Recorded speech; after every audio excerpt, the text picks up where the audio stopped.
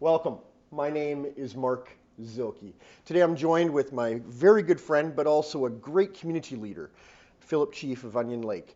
Philip, would you explain a little bit about yourself and what you do? And then we can continue with specifically the NeeStaNan utility corridor. Yes. Well, first of all, thanks, Mark, for inviting me. Definitely, as being a part of this project, it's been an honor to have been asked to participate in the preliminary stages. My name is Philip Chief. I come from Onion Lake Cree Nation. I was born and raised in the community of Onion Lake. I am now the Director of Operations in Senior Administration. I've been in Senior Administration now probably for the last 8 years, making my way up obviously to the Director of Operations. As well, I'm the President of the Onion Lake Business Development Corporation currently. Um, some of the things, I guess, in terms of the request or when I was asked to participate, is it goes a few years back. There's definitely been a lot of uh, discussion and talk about pipeline initiatives within First Nation territories, obviously with several other projects that were introduced. And one of the things that really caught my attention was the the concept that the NeeStaNan project entails. And it's not just pipeline. It obviously also involves the rail line in dealing with grain, potash, transportation, as well as the pipeline on and the utility, electric utility corridor that would be available for Saskatchewan and Alberta.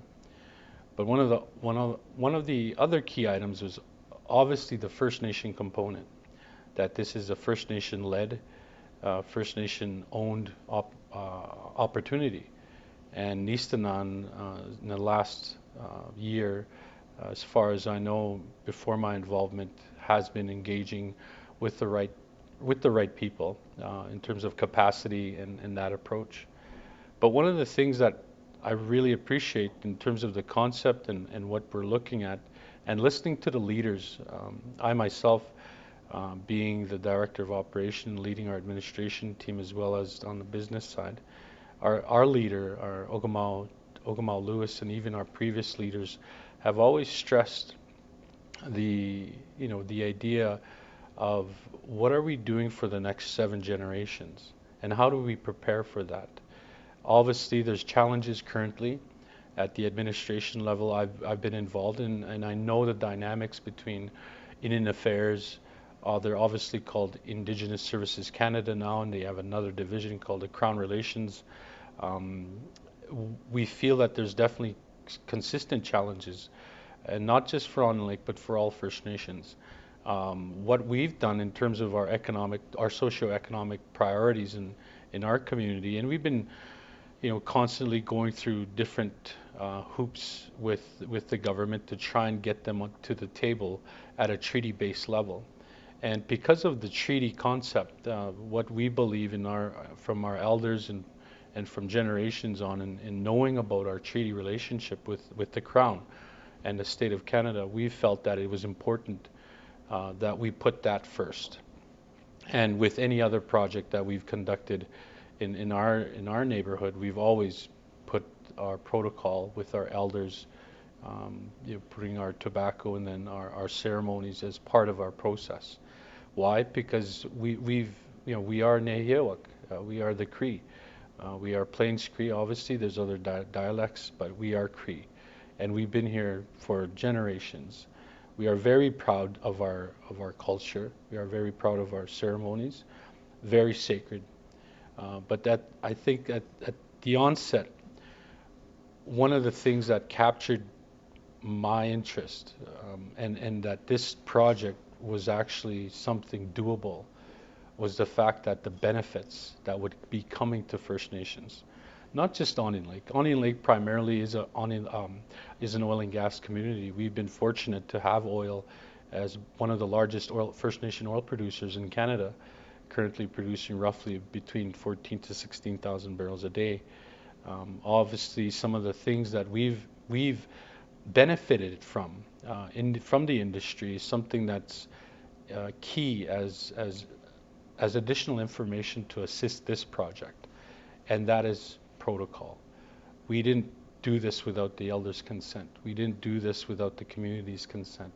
And I think this as an initiative as large as NeeStaNan and providing that potential benefit and revenue is something that needs to be carefully shared and also understood clearly, because in past projects with other First Nations, there's always this gap of communication to the grassroots level, and especially to the elders.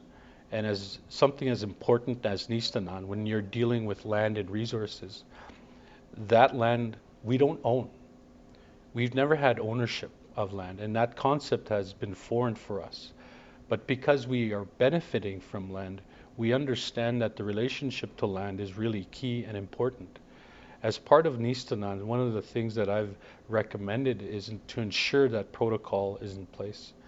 And what I mean by that is having the elders come in and understand the project so they can know exactly is this project going to be beneficial? Is it just for a few, or is it for the collective? And I think this is where our involvement, my involvement, primarily when Wilfred had invited me to the table and to engage in brainstorming and what we need to do, I think it was really important that communication to elders was key. And not only that, being stewards of the land is very key in terms of the discussions, ensuring that the environmental impacts are minimized, and that for every dollar that's spent into development, that there's also equal amount of effort put into turning it back to where it was.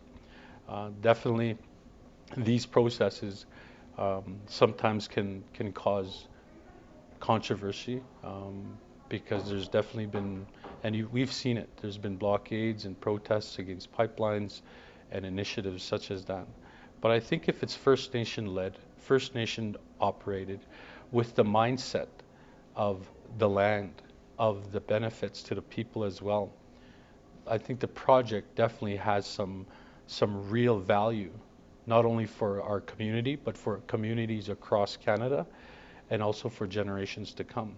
And I'm looking at, it's not just the First Nation benefit as well. It's going to benefit the economy of every province involved, and Canada as one of a country that we've definitely been on I guess a turn for the better in terms of TRC, Truth and Reconciliation, that process. And I think this is a part of that. Rather than First Nations going to the table and asking, and I've seen this being a part of the administration role, we find ourselves as First Nations people knocking on a government's door to assist us, either whether if it's water, housing, childcare. There's been lots of challenges that First Nations definitely have been faced with, but with this initiative, we are now coming to the table. We are asking our white brothers, for lack of a better term, our white brothers, to create this partnership and move it forward, as initially our treaties were based upon. Truth be it, in terms of our treaty relationship as a friendship and peace treaties that were created across Canada. The corridor that we're talking about involves specifically 5 treaty areas, spans crossing traditional territories. And I think we're not taking this lightly, obviously. It's something that we need to express to the leadership that are going to be engaged at that level once this project moves forward. And I think the most important part of that is communication and addressing the concerns of the people. At the end of the day, we are now providing an opportunity to membership of the First Nation communities that are going to be engaged, and also, like I mentioned before, the 3 provinces that would benefit, and ultimately Canada. For sure. And I appreciate your words on that, because it's also critical to mention then, and also appropriate to mention at this time, that New Nation, of course, you mentioned Wilfred Jimmy and New Nation.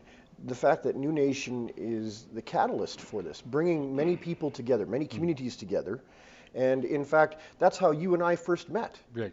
What a testimony to a great story. Right. So the thing is, we are living proof of that already. Exactly. And I believe that with the words that you've shared, and again, I reiterate the power of protocol, of tradition, of sacred ceremony, and above all, then community.